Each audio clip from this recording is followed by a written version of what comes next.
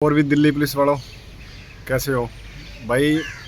सबसे ज़्यादा आज के टाइम में कमेंट आ रहा है कि सर 27 तारीख के फिजिकल पोस्टपोन हो सकते हैं क्या, ग्राउंड की कंडीशन कैसी है और क्या ग्राउंड पे पानी भर रखा है। तो भाई अभी अभी ग्राउंड से ही आया हूँ, ग्राउंड की कंडीशन सही नहीं है अभी तक। तो अगर कल और परसों का 2 दिन की बारिश नहीं आती है और अच्छी धूप लग जाती है तो ग्राउंड तैयार हो सकता है और 27 का फिजिकल हो सकता है।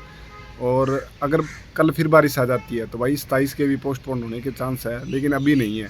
जैसे ही बारिश आती है तो आपके पूरे पूरे चांस बन जाते हैं कि 27 तारीख का भी पोस्टपोन हो सकता है। और अभी तक तो भाई ग्राउंड में पानी भर रखा है और अगर 2 दिन का टाइम मिल गया, बारिश नहीं आई, तो भाई ग्राउंड तैयार हो जाएंगे। तो भाई 27 वाले जो दूर के हैं भाई उनको तो अभी आना ही होगा, और जो नज़दीक के हैं उनके लिए भाई 26 तारीख को आपको अपडेट मिल जाएगी। तो भाई जय हिंद, जय भारत।